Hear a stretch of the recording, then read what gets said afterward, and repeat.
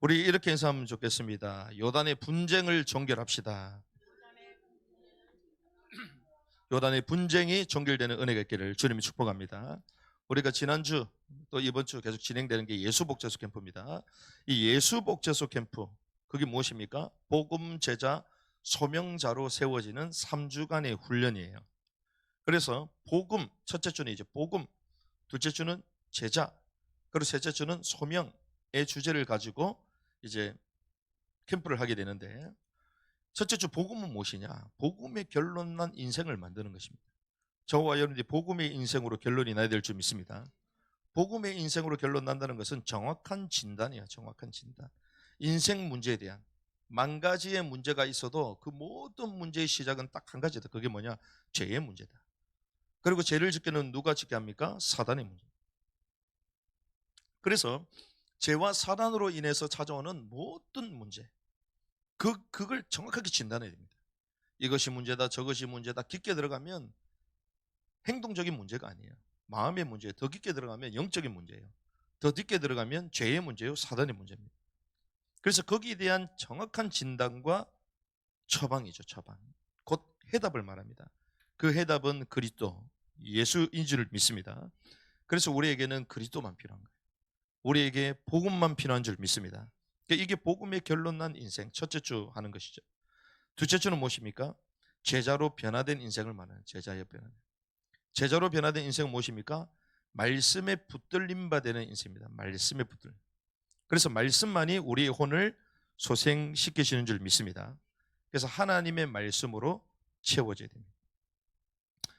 그리고 마지막 셋째 주는 이제 소명으로 살아가는 인생이죠. 복음으로 결론 났다면 이제 제자로 변화되고 소명으로 살아가는 겁니다. 그게 3주차예요. 그래서 이 소명자로 이제 퇴소를 하는 겁니다. 부르심의 사명이죠. 하나님이 나를 왜 부르주셨냐? 내게 주신 달란트, 기능, 이 모든 것을 가지고 하나님은 진짜 뭐 하기 원하시는가? 복음을 증가하고 사람을 살리고 세계복음화 원하신 줄 믿습니다. 그래서 복음 제자 소명, 이 복음 제자 소명 예수복제자 캠프로 하나님은 이러한 세 가지 일꾼으로 일으키길 원하시는 것이죠. 그 복이 우리 리뉴젠들에게, 전 세대에게 있는 이 시즌이 되기를 주님이 축복합니다. 오늘 본문을 보시면 이 지도가 나옵니다. 이 지도에 보면 이제 12지파, 이스라엘 12지파가 가나안 땅을 정복하고 전체적으로 분배를 했습니다. 그런 가운데에 자세히 보면 요단을 기준으로 해서 왼쪽이 있고 오른쪽이 있죠. 왼쪽은 어디입니까? 지금 소위 말하는 이스라엘 팔레스타인 지역입니다.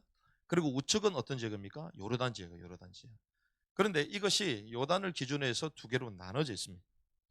그래서 주님이 이제 약속하신 그 땅은 이제 이스라엘 땅이잖아요. 이스라엘 땅. 그런데 하나님은 그 들어가기 직전에 이미 이 동쪽 지파에게 분깃을 먼저 주셨고, 이 동쪽 지파들을 함께 이제 그 땅을 취하러 가라. 지난번에 우리가 말씀을 나눴습니다. 이제 화면을 새롭게 해주시면 좋겠습니다. 첫 번째 우리가 봐야 될 것은 요단 동부 지파를 축복하는 여호수아의 모습이 1절에서 9절의 말씀까지 볼 수가 있습니다. 1절에서 3절을 보니까 이제 형제들을 위한 전쟁에 참여하는 것을 볼 수가 있습니다. 아시다시피 지난번에 제가 말씀을 나눴죠.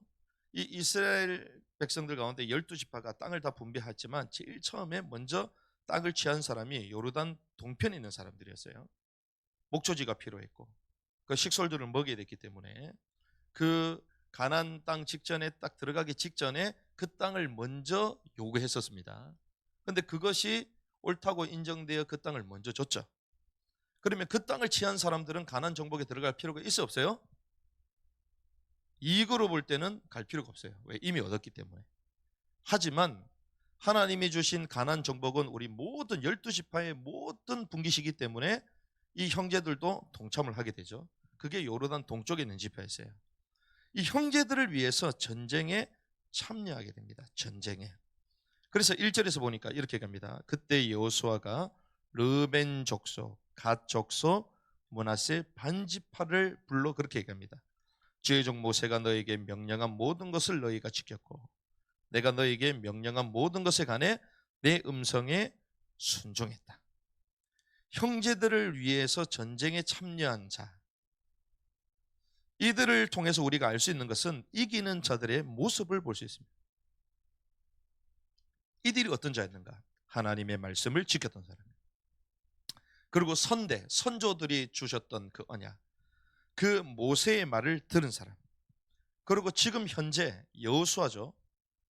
현 시대의 리더의 말에 순종한 여호수아의 리더들에게 순종한 사람이었어요. 그리고 책무를 지킨 사람이에요. 책무. 자기의 역할, 미션을 감당했다는 거예요. 그리고 3절에 보니까 이렇게 얘기하죠.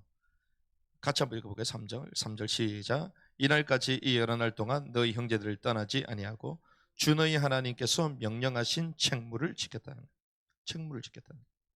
4절 같이 읽습니다. 시작. 이제 주 너희 하나님께서 너희 형제들에게 약속하신 대로 그들에게 안식을 주셨으니 그러므로 이제 너희는 주의 종 모세가 요르단 저쪽에서 너희에게 준 너희 소유 땅으로 가서 너희 장막으로 돌아가라. 자, 7년 동안 책무를 지키기 위해서 또 형제들의 분깃을 취하기 위하여 그 전쟁에 참여하기 위해서 사실상 7년 동안 가정을 떠난 사람들이었어요. 그렇죠. 가정을 떠난 사람들. 이것이 이기는 자들의 모습을 볼 수 있는 것이죠. 하나님의 말씀에 선대와 현대의 리더들에 순종한 믿음의 순종자들이었다. 그리고 책무를 지킨 자, 사명을 수행한 저와 여러분들 부름의 상을 향하여 분깃을 향하여 달려가야 될 줄 믿습니다. 그 사명을 수행했던 사람, 그걸 위하여 어떤 사람, 어떤 결단을 한 사람? 7년 동안 가정을 떠난 사람들이에요. 무슨 말입니까? 영적으로 홀로서게 했던 사람들. 마태복음 10장 37절 38절 보니까 아버지나 어머니를 나보다 더 사랑하는 자는 내게 합당하지 아니하고 아들이나 딸을 나보다 더 사랑하는 자도 내게 합당하지 아니하며 또 자기 십자가를 지고 내 뒤를 따르지 아니한 자도 내게 합당하지 아니하리라. 청년이 주님을 따르려고 했을 때에 주님이 뭐라고 합니까? 너는 나를 따르라 얘기하니까 뭐라고 얘기하죠? 장사를 해야 됩니다. 장사를 치러야 됩니다. 그때 주님 말씀하시죠. 죽은 자들로 하여금 장사케 하고 너는 나를 따르라. 주님을 따른다는 것은요 단순한 걸음이 아닙니다. 우리가 이번에 리누젠들이 부모님께 영상편지를 썼거든요. 영상편지. 이제 예복소 기간 때 하는 프로그램 중에 하나가 이제 영상편지겠습니다. 영상편지. 가족들과 3주간 떨어져 있잖아요. 그러니까 우리 리누젠들이 이제 3주간 딱 떨어져 있으니까 평소 때 맨날 이제 집에서 먹고 살던 친구들이 하루 이틀 이제 부모님 못 봐도 막 섭섭하고 막 보고 싶고 그런데 3주 동안 떨어져 있으니까 처음에는 얼마나 힘들겠어요. 그런데 그 영상 편지를 딱 하면요 애들이 거의 다 울어. 평소 때는 절대 안 오고 애만 미기던 애들이 영상 편지를 찍어서 딱 보내면요 잘하겠습니다. 걱정하지 마세요. 이러고 이제 엄마한테 또 영상이 오거든요. 그 엄마의 영상을 보면 눈물을 흘리고 난립니다. 그런데 그게 어디냐? 국내 예복소, 국내. 근데 우리 리누젠들 어땠을까요? 우리 리누젠들도 똑같이 했거든요. 영상 보고 하나도 안 울어. 할렐루야. 영적으로 홀로서게 될 줄 믿습니다. 우리 리누젠들 10주 동안 해외에 막 그 위험한 지역에 막 사람들 말로 막 그 위험하다 말하는 그런 지역에 딱 있는데요. 우리 리누젠들은 눈 깜짝도 안 해. 그런데 국내 그냥 동네 한두 시간 바로 뭐 한 30분이면 금방 볼 수 있는데 아이들은 울고 막 난리야. 하나님 누구 쓰시겠습니까? 강한 자가 되어야 될 줄 믿습니다. 영적인 홀로서기.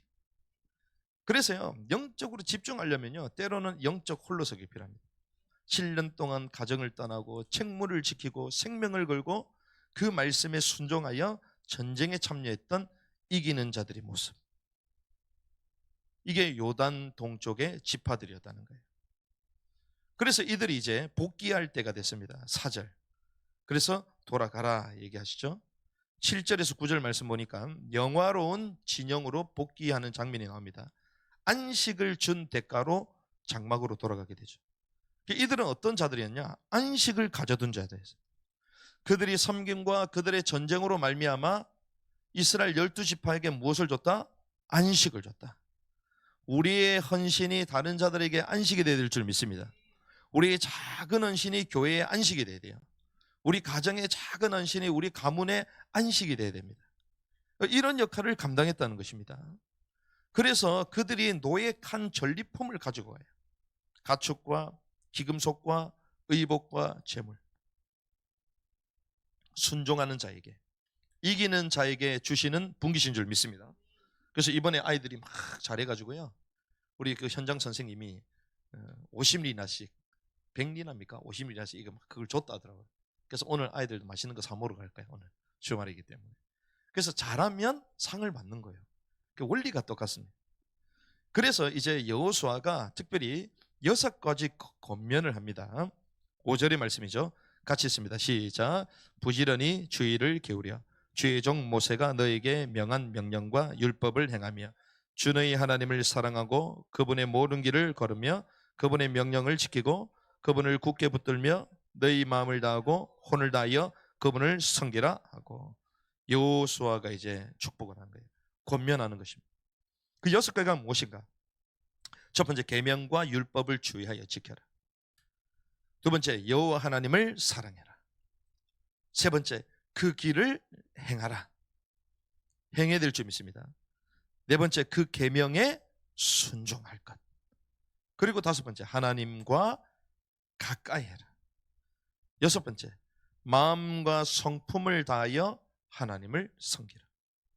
영적인 헌신을 기억토록 이렇게 권면을 해주는 모습을 볼 수가 있습니다. 이 부분이 전부 다 나오죠.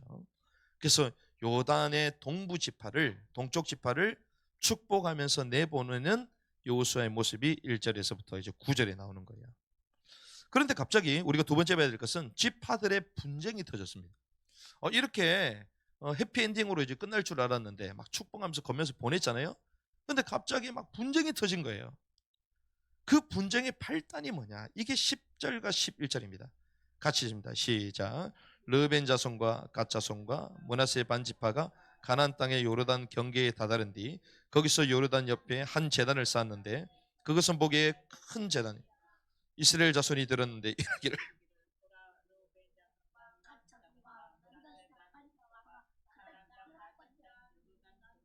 이스라엘 자손이 다니는 길에 한 제단을 쌓았다 하므로 그렇습니다. 분쟁의 발단이 뭐냐?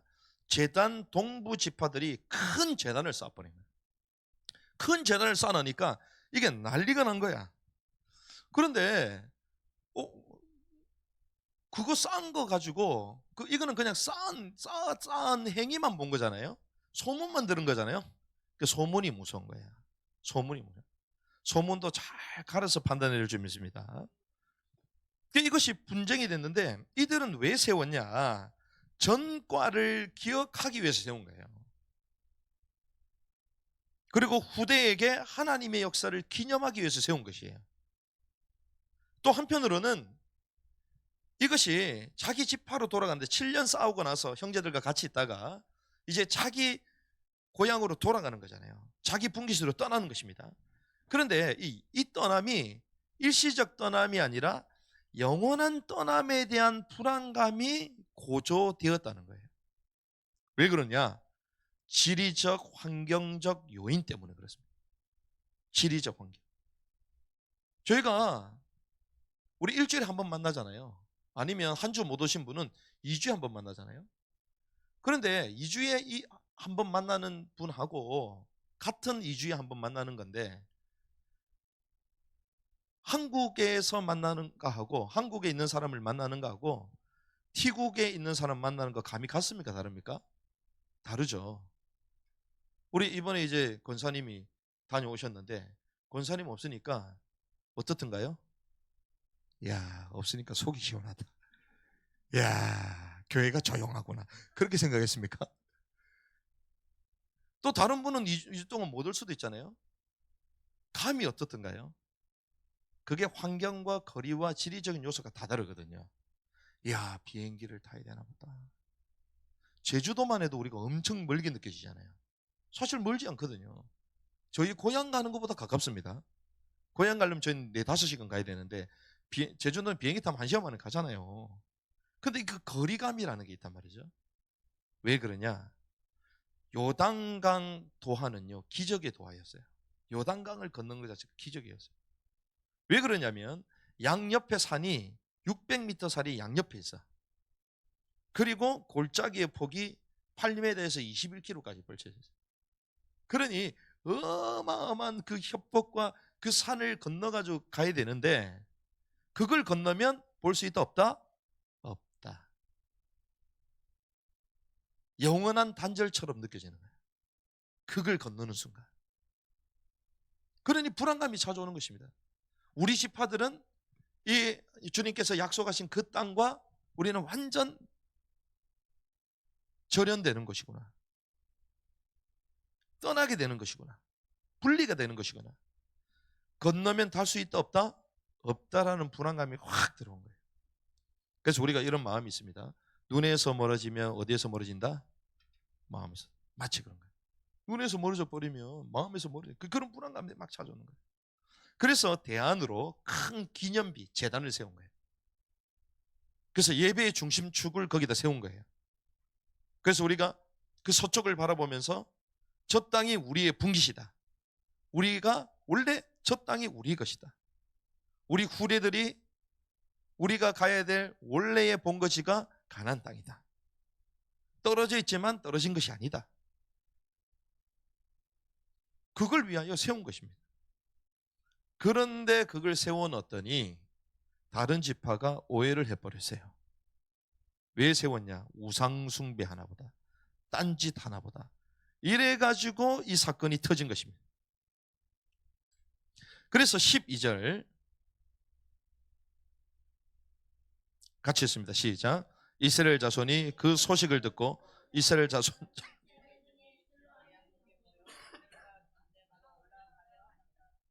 자기 형제들끼리요 분쟁이 아니라 이제 전쟁할 판이야. 지금 전쟁이 위협입니다.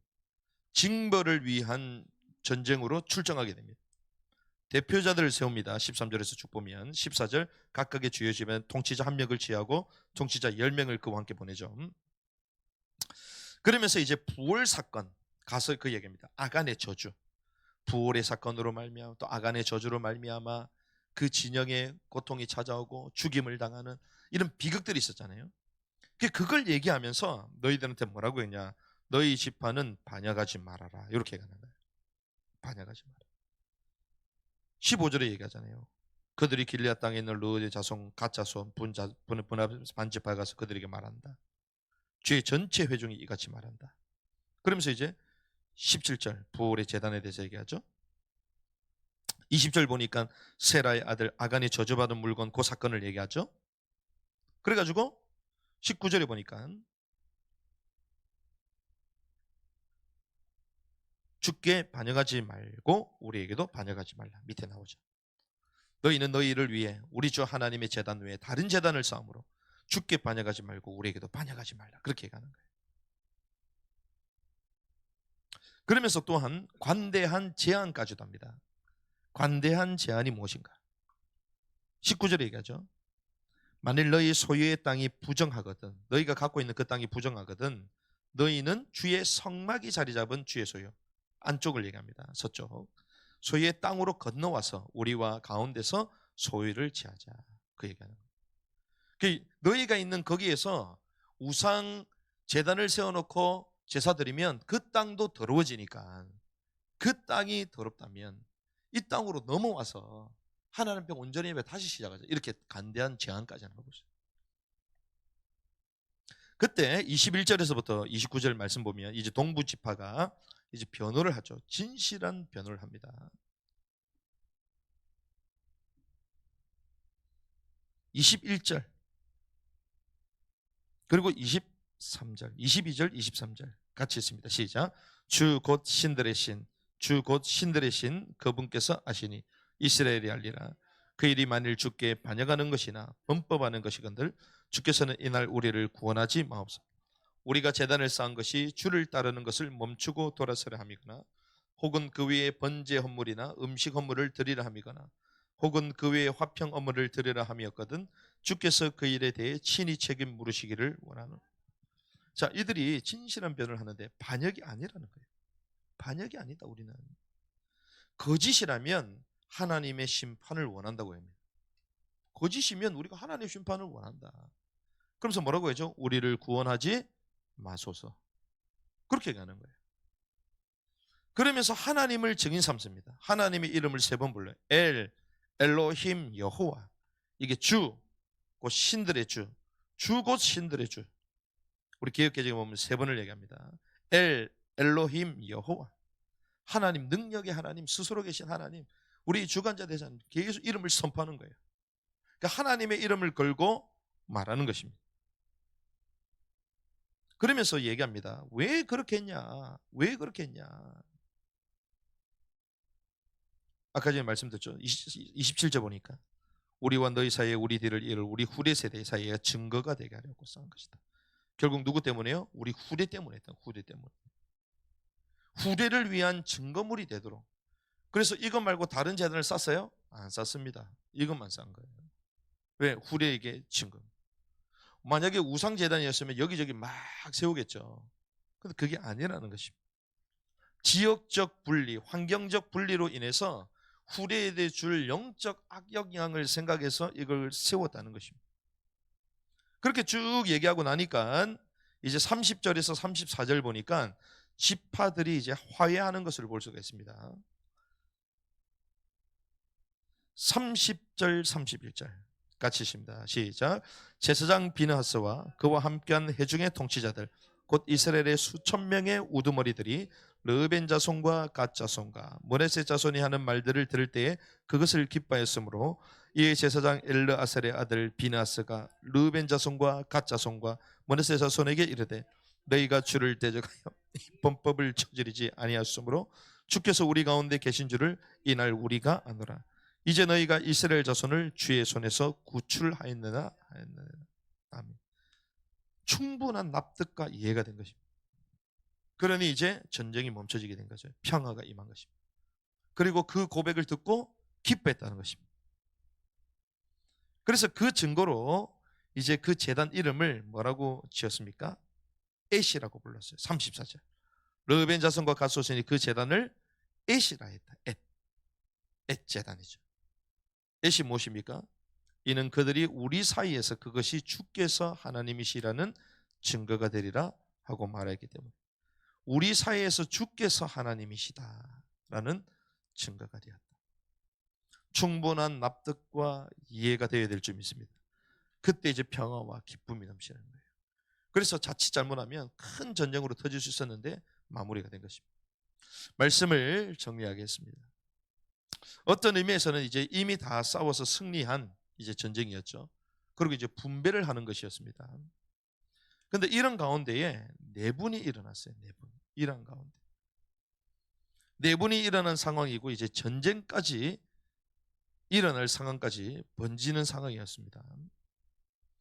우리가 성을 공격하는 것보다 수성이 어렵고 외부 문제보다 내부 문제 해결이 더 어려울 수가 있겠죠. 그런데 우리가 첫 번째 봐야 될 것은 여기 보면 2가지 잘못된 판단이 나옵니다. 그게 무엇인가? 2가지 잘못된 판단이 나온다면요. 첫 번째는 자기 판단이에요. 자기 판단. 그러니까 본의를 파악하지 않고 자기 판단. 그게 무슨 말이냐면 뭐부터 보내야 됩니까? 사실을 먼저 보내면 되겠죠. 아니면 그것이 정말 맞는지 안 맞는지 사람을 뽑아서 조사팀을 보내면 됩니다. 그렇죠? 근데 벌써부터 막 전쟁하려고 막 우두머리를 다 불려가지고 막 간 거예요. 본의를 파악하지 않고 자기 판단으로 인해서 오류와 오해에 빠지게 됐다. 그렇죠? 자기 판단. 그리고 2번째는 율법적 판단이에요. 율법적. 결국은 열매 맺지 못하는 그릇된 판단임을 알 수 있습니다. 어떤 의미에서는 율법적 판단은요 맞는 것처럼 보입니다. 왜 그러냐? 성경에는 우상을 만들어라 만들지 말라? 만들지 말라. 자, 중앙성소를 무시하고 또 만든 것이 위험한 선례가 될 수 있다 없다? 있다. 맞는 말이잖아요. 근데 맞는 말처럼 보이지만 잘 생각해 보십시오. 실체 대신 그리스도가 더 중요한 것이죠. 성소의 실체가 되신 그리스도가 더 중요한 것이죠. 그럼 생각해 보십시오. 왜 본문에는 이들이 이렇게 정리된 것을 기뻐했다라고 말합니까? 그럼 이 동부지파가 이 기념비를 세운 것, 이 제단을 세운 것이 틀린 것입니까? 왜 틀린 것을 기록했을까요? 틀린 것을 기록하고 틀린 것에 기뻐하고 즐거워하고 화해했다. 이래가지고 성경이 종료될까요? 무슨 말입니까? 맞다 그러다 그 말을 말하는 게 아니에요. 성경은 결과적으로 얘기한다. 결과적으로. 그래서 율법적인 판단, 그럴듯하게 보이지만 그것은 하나님이 지지하지 않는다는 것입니다. 결국 열매 맺지 못하는 그릇된 판단이 될 수 있다는 것이에요. 그래서 우리는 두 가지 잘못된 판단 조심해야 될 줄 믿습니다. 잘 경계를 해야 되는 거예요. 맞는 것처럼 보이고 자기 생각이 맞는 것처럼 보이지만 그렇지 않았잖아요.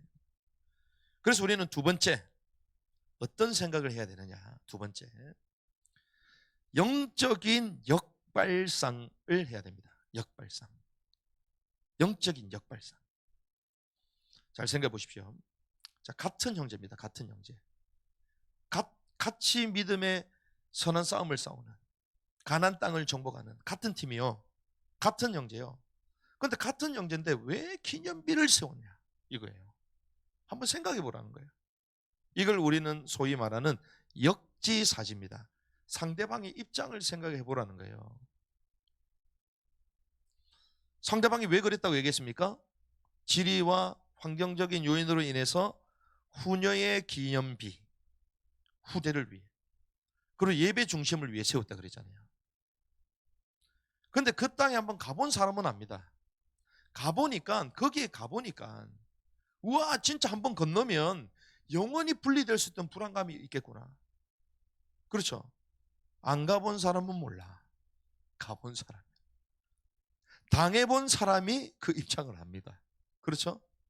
근데 우리는 가보지도 않고 당해보지도 않고 막 얘기하잖아요. 바로 그겁니다.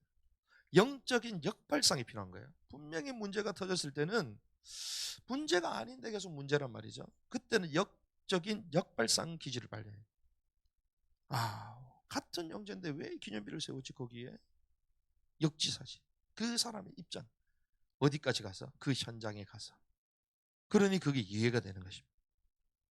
후대의 기념비를 위해 세웠구나.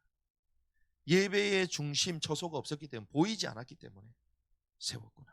그 방향을 세웠구나. 그래서 우리는 영적인 역발상은 영적 현상을 파악하는 것입니다. 만약 지파들끼리 전쟁을 치렀다면 어떻게 되죠? 만약에 자기 형제들끼리 거기서 전쟁이 터졌다. 가나안 정복은 물거품이요. 어떤 의미에서는 시작 전보다 더 비참합니다. 하나님의 언약은 성취돼요? 안 성취한대요? 미성취. 무엇으로 인해서? 서툰 행동과 서툰 말로 인해서 결과적으로는 잘못된 열매 맺지 못하는 결과를 얻게 된다는 거예요. 그래서 영적 현상을 파악하라는 것입니다. 그래서 이건 영적인 역발상입니다. 그래서 바울은 이렇게 얘기합니다. 빌립보서 1장 10절에 보니까 너희가 뛰어난 것들을 입증하여 그리스도의 날까지 신실하고 실족거리가 없는 사람이 되라. 이 말은 지극히 선한 것을 분별하는, 지극히 선한 것을 분별해야 될 줄 믿습니다. 무엇이 선한 거냐? 무엇이 선한 거냐? 정말 하나님이 원하시는 게 무엇인가? 1장 12절. 그러나 형제들아 내게 일어난 일들이 도리어 복음을 진전시키는 기회가 된 줄을 너희가 알기를 원한다. 내게 일어난 일들이 복음의 진보를 나타나는 것이 된 줄.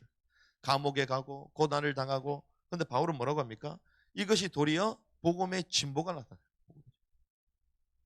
그런데 우리는 계속 환경과 우리의 피의식까지 계속 있잖아요. 아닙니다. 그걸 통하여 하나님 복음을 더 나타나기를 원하시고 나를 더 갱신시켜 나가신 하나님의 계획이구나. 그걸 발견해야 돼요. 그래서 우리가 인정하면 하나님이 역사하시거든요. 복음을 진전시키는 기회가 된 줄 너희가 알기를 원한다. 빌립보서 1장 18절. 그러면 무엇이냐? 그럼에도 불구하고 거칠애도 하든지 진실로 하든지 모든 방법으로 그리스도께서 선포되시나니 이로써 나는 기뻐하고 또 참으로 기뻐. 거칠어라 하나 아니면 중심을 다해나 결국에는 뭐가 증거된다? 복음이 증거된다. 그러면 바울은 뭐라고요? 내가 기뻐하겠다는 거예요. 이게 바울입니다. 이래야 된다 저래야 된다. 복음이 증거되면 돼요.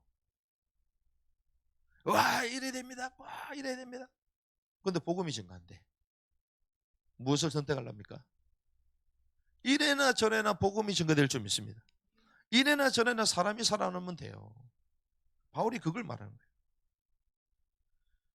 그래서 잘못된 판단으로 인하여 받은 축복들을 다 쏟아낼 수 있는 상황이었는데 내부 문제가 진실한 변화와 서로가 납득하는 그 관계로 말미암아 이해가 되어지면서 이제 하나님께서 이 12지파 약속하신 그대로 그 땅을 취하고 그 집으로 돌아가게 되는 장면을 하나님 보게 하시는 겁니다. 그래서 이제 다음 주부터는 이제 마지막 여호수아의 임종이 나와요. 막 마무리가 되는 거예요. 여러분들의 사역이 이런 사역이 되야 될 줄 믿습니다. 모든 일들을 다 정리하고 나서 이제 주님 앞에 서야 될 거 아니에요. 할렐루야. 그래서 하나님이 2024년 저와 여러분에게 중요한 말씀과 사명을 허락해 주셨는데 우리가 가는 현장마다 화평이 임하고 화해가 임하고 우리가 가는 현장마다 사람이 살아나는 은혜가 있기를 주님의 이름으로 축복합니다.